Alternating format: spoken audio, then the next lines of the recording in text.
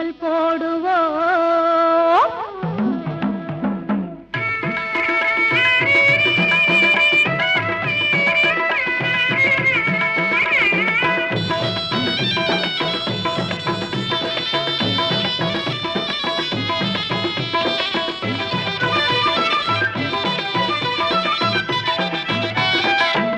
நல்லூர் மாரியம்மா புகழை பாடுவோம். அங்கு பூங்கரகம் எடுத்து வந்து பொங்கல் போடுவோம்.